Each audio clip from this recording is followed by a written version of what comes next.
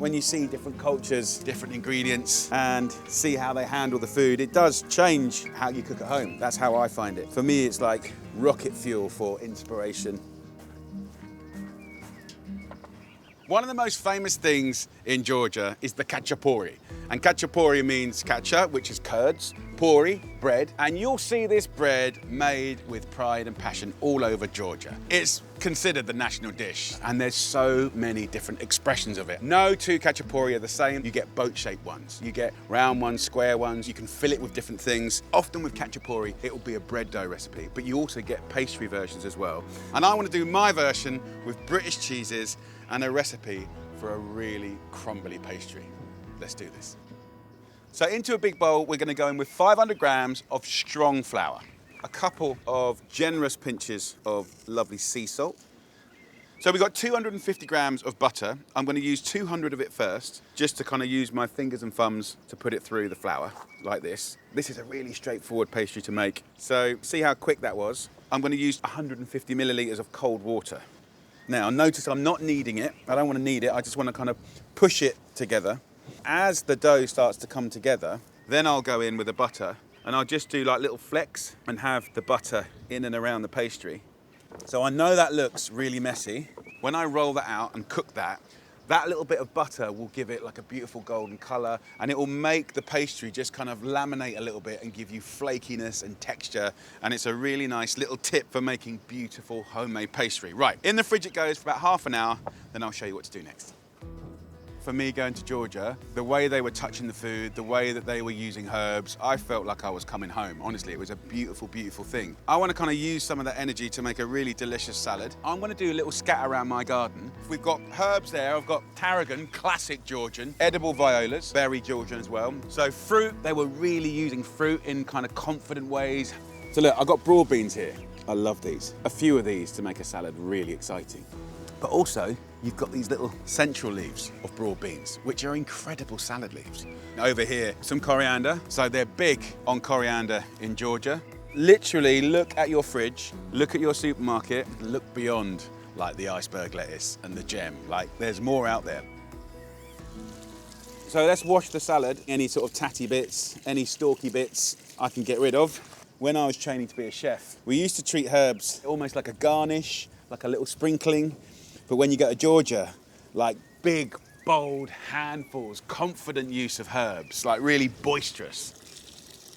Right, let's just drain this in our little clean basket. And then if you haven't got a salad spinner, you can just get a tea towel, pop it in there like that. What I'll do is I'll teach you how to do a human salad spinner. So we just pull up the corners like this. Normally I'd have music playing as well, maybe a bit of Nirvana. Have some free space just so you can express yourself. And we start slowly and then just like warm up those joints. I'm actually being completely serious, by the way. I've got a really nice dressing that I want to show you, inspired by my travels to Georgia. This is the joy of traveling, right? I saw lots of beautiful fruit, blackberries and mulberries. Take a handful of seasonal berries and we're just going to fork them up. Just look at that. The colour is extraordinary. Let's go with some vinegar, 2 tablespoons, and then 6 tablespoons of oil will go in. Georgia is sunflower oil. You can use olive oil. Look at that. So beautiful. And we're going to season that with salt and pepper. So have a nice little taste. Yum. Tangy, fruity, absolutely delicious. So take some walnuts. They love their walnuts in Georgia. So healthy. So we can put some in like crushed up like this. We can go in with some sunflower seeds.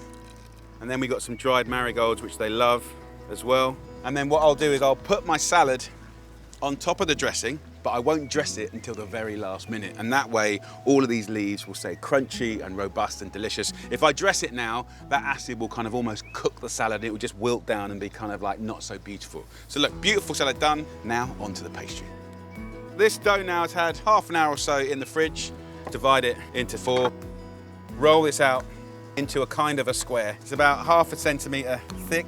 If you want to make them perfect, by all means do. I'm just going to roughly do it. I like it to be kind of nice and rustic. Beautiful. Onto this beautiful pastry, I'm going to have a mixture of British cheeses. Do any blend that you like. I try and get things that have got nice flavour, nice texture, kind of nice and oozy. So this one is like a British cheddar curd. Here is a beautiful Westcombe cheddar. I've got some Lincolnshire poacher here. Obviously we can't get the Georgian cheeses here, but you know, it's nice to react to what you've got locally. This is called Templegale. So this is actually Irish, but it's really oozy. So I thought I'd put that in there because the Georgian cheeses had the ability to be really stringy and oozy, and it was quite something special. And then very, very simply, just fold it over, like just kind of hug it into place. I don't mind if there's cracks. I actually quite like it being really rustic. If you want to be really perfect, please do it if that makes you happy. How beautiful are these? And rustic is definitely an understatement, but I love it. Come on. Gonna take an egg and just do a little egg wash, whip up the eggs, and let's brush it. When you're wrapping these up, you might think, well, the pastry's there to sort of stop the cheese coming out. I would say sometimes a few holes on purpose are quite nice for the cheese to come out, because then it kind of cooks in a different way. Instead of it being oozy and sort of like a fondue, like it starts to catch and burn a little bit. You know, these Khachapuris, they're pretty much always at a dinner table, a supra, you know, when they're bringing different plates and elements to the table, you'll pretty much always see a Khachapuri of one shape or another. I love the way that like one principle can be expressed in so many different ways, but that's life, right? Every chef, every cook, every mum, every dad has their own little recipe. Grab some sesame seeds and generously sprinkle these over the top. I remember having that beautiful Khachapuri and in that little hole in the wall in Georgia, and it had sesame seeds on it as well. So look at that, beautiful.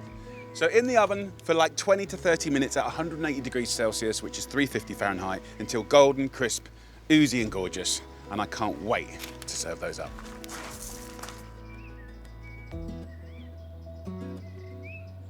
So 25 minutes thereabouts, and they're looking so good.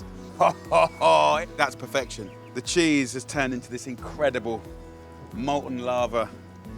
And these pastries just, look at it. Can you see how gorgeous the cheese just trying to escape is? So let's get in here. Come on, it's still bubbling. For me, this is what makes people happy. And when I'm making the pastry in a way that's imperfect, we're creating variation of texture. Those little pockets of butter create little lifts and little laminations and little crackly bits. Like this is pastry, to me, at its best. I mean, look at the cheese that's escaped. Oh, come on. Like in a world where things are being more and more mass produced, like that is definitely not the spirit of Georgia. Georgia is about artisans, hands-on cooking, the fact that everyone loves music, everyone loves food, everyone is cooking. Like that's what it's about for me. So the fact that each one is completely individual, that's what true cooking is about. I just love it. Now with the salad, we dress at the last minute. Look at that, look at the colors. Let's portion up a little bit here. I'm gonna cut this in half. Just a joyful, beautiful, scrumptious plate of food. Let's get in there. I'm gonna have to do a tear, I'm afraid, and see if we can get that beautiful cheese stretching. That's what it's all about. Look at that. Take some of that salad. Mmm, the most delicious crumbly pastry, like that oozy cheese. Stuff it with the herbs and the nuts. My. Sweet, sour, flavorful, and then cheesy pastry. I mean, you can kind of like the two together. Just amazing. Some of these beautiful Khachapuris, like when they come out of the oven, especially the boat-shaped ones, they have that molten cheese, and then they put a little egg yolk in the middle, and you tear off the end and use it like a little kind of receptacle to mix up the egg yolk and the cheese, and it makes this silky, cheesy custard.